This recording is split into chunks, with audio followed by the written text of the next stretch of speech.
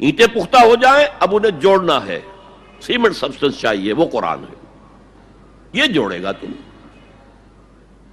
چنانچہ یہی بات حضرت شیخ الہند مولانا محمود حسن دیوبندی اسیر مالٹا نے اپنی اسیری سے رہائی پانے کے بعد واپس جب آئے ہیں تو دیوبند میں علماء کے ایک بڑے اجتماع سے خطاب کر کے کہی. مولانا مفتی محمد شفیع رحمت اللہ علیہ وہ خود موجود تھے، اس میں بڑے بڑے علماء، مولانا حسین احمد مدنی رحمت اللہ علیہ، شبیر احمد عثمانی رحمت اللہ علیہ، مولانا اشرف علی تھانوی رحمت اللہ علیہ، مولانا انور شاہ کشمیری رحمت، بڑا مجمع.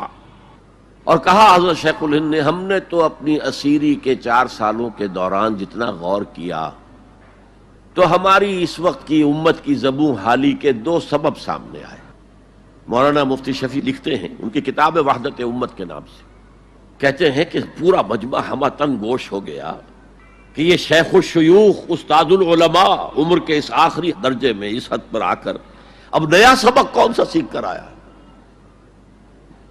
تاکہ ہمیں تو اس کے 2 سبب معلوم ہوئے، ایک ہمارا قرآن کو ترک کر دینا، لفظ نوٹ کیے، ترک کر دینا، اور دوسرا ہمارے آپس کے اختلافات. چنانچہ میں تو یہی فیصلہ کر کے آیا ہوں کہ اب زندگی جتنی باقی ہے 2 ہی کاموں میں لگاؤں گا. ایک تو یہ کہ ناظرہ قرآن پڑھنے کے مکتب گلی گلی کھل جائیں اور عوامی درس قرآن کے ذریعے قرآن کے پیغام اور قرآن کے حکمت سے لوگوں کو روشناس کرایا جائے. عوامی درس قرآن کا لفظ استعمال کر رہا ہے شیخ الہند، جنہیں میں 14ویں صدی کا مجدد اعظم سمجھتا ہوں. اور نمبر 2 یہ کہ آپس کے اختلافات کو ہوا نہ دی جائے. یہ واقعہ کوٹ کر کے مفتی محمد شفیع صاحب لکھتے ہیں کہ حضرت شیخ نے جو 2 باتیں کہیں اصل میں وہ ایک ہی ہے. ہمارے باہمی اختلافات بھی تو اسی وجہ سے ہیں کہ ہم نے قرآن کو ترک کر دیا ہے. بتائیے شیخ الہند نے کیسے ترک کیا قرآن؟ مولانا مدنی نے کیسے ترک کر دیا قرآن؟ کیا مطلب اس ترک کرنے کا؟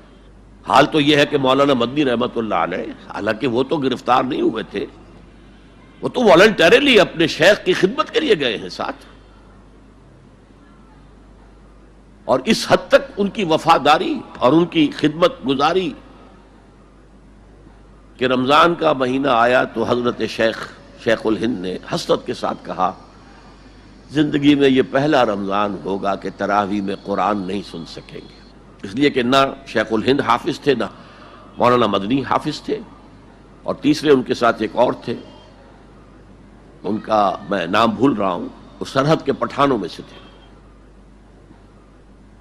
کوئی حافظ نہیں تھا. اب آپ غور کیجئے، استاد اور اپنے شیخ کی اس حسرت کو دور کرنے کے لیے مولانا مدنی روزانہ 1 پارہ حفظ کرتے تھے اور رات کو تراویح میں سناتے تھے، روزانہ 1 پارہ.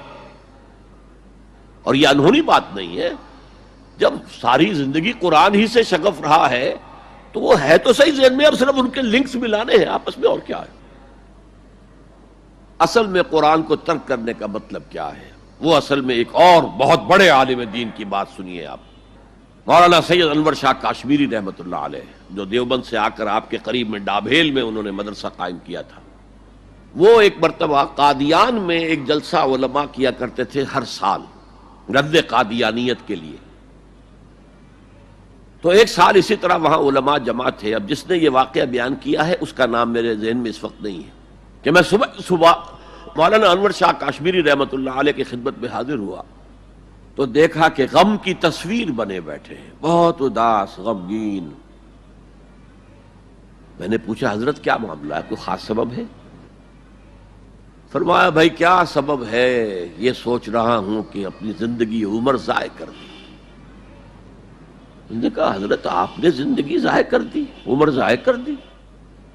آپ نے علم، بیہقی وقت کہلاتے ہیں انور شاہ کشمیری، جیسے امام بیہقی تھے، محدث اور فقیہ دونوں اعتبارات سے بلند.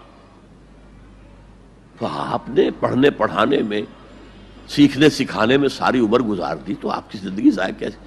کہنے لگے ہم نے سارا زور اسی پر رکھا کہ ثابت کر دیں کہ شافعی کی رائے صحیح نہیں ہے، ہماری رائے صحیح ہے. اسی کے لیے دلائل، اسی کے لیے بحثیں، اسی کے لیے لمبی چوڑی جو ہے ہمارے ہاں نشستیں منعقد ہوئیں مدارس کے اندر. حالانکہ اللہ کے ہاں یہ ہم سے سوال نہیں ہوگا. گمراہیاں طرح طرح کی پھیل رہی ہیں اور ہم ان بحثوں میں لگے ہوئے.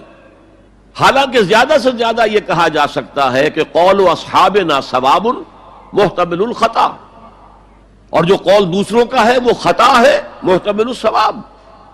زیادہ سے زیادہ یہ کہہ سکتے ہیں ہم کہ ہمارے جو اسلاف ہیں، ہمارے جو اساتذہ ہیں، ان کا قول صحیح ہے، اگرچہ اس کے خطا ہونے کا بھی امکان ہے. ہم یہ نہیں کہہ سکتے کہ اس کے غلط ہونے کا کوئی امکان ہی نہیں، معصوم تو وہ نہیں تھے. اور قولہم، ان کا جو ہمارے سامنے ہے مد مقابل ہے، اور وہ شافعی ہیں. اصل تو جو ٹکراؤ تھا وہ فقہ حنفی اور فقہ شافعی کے مابین تھا. ہم صرف یہ کہہ سکتے ہیں کہ ان کا یہ قول خطا ہے، غلطی ہے، اگرچہ احتمال موجود ہے کہ وہی صحیح ہو. اس کے سوا تو ہم کچھ نہیں کہہ سکتے. اور ہم نے اپنی ساری زندگی اس کام میں لگا دی. لیکن میں کہہ نہیں سکتا اس پر کتنے رنج اور صدمے کا اظہار کروں کہ مجدد وقت شیخ الہند رحمۃ اللہ علیہ اور بحقی وقت مولانا انور شاہ کاشمیری رحمۃ اللہ علیہ، ان کی ان باتوں کا کوئی اثر ان کے شاگردوں نے قبول نہیں کیا. وہی روش ہے، وہی فقہی بحثیں ہیں. جب میں نے پاکستان میں تحریک خلافت کا آغاز کیا، کچھ احادیث بیان کی، اچھے علماء نے کہا کہ ڈاکٹر صاحب ہم نے تو یہ حدیثیں پہلی مرتبہ آپ سے سنی. یہ حدیثیں جو ہیں یہ ہیں کتاب الملاحم میں، اشراط الساعہ، علامات القیامہ، کتاب الفتن. اور حدیث کے ان ابواب پر تو پہنچتے پہنچتے ہم ایگزاسٹ ہو چکے ہوتے ہیں. ہماری ساری بحثیں جو ہے وہ ختم، اور وقت ختم ہو جاتا ہے ان فقہی بحثوں کے اندر. یہاں تک تو ہم پہنچتے ہی نہیں.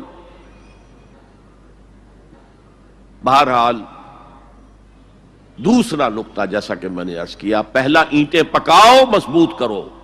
یا ایھا الذین آمنوا اتقوا اللہ حق تقاتہ ولا تموتن الا وانتم مسلمون. اور دوسرا ان کو جوڑنے کے لیے قرآن کو ایز اے سیمنٹ سبسٹنس استعمال کرو. واعتصموا بحبل اللہ جميعا ولا تفرقوا واذکروا نعمت اللہ علیکم اذ کنتم اعداء فالف بین قلوبکم فاصبحتم بنعمتہ اخوانا وکنتم علی شفا حفرۃ من النار. تم تو تباہی آگ کے گڑھے کے کنارے تک پہنچ گئے تھے، گرا چاہتے تھے. فانقذکم منہا، تو اللہ نے اس سے تمہیں نکالا ہے. کذالک یبین اللہ لکم آیاتہ لعلکم تہتدون. اسی طرح اللہ تعالیٰ تمہارے لیے اپنی آیات کی تبیین کر رہا ہے، وضاحت کر رہا ہے، تاکہ تم ہدایت حاصل کر سکو.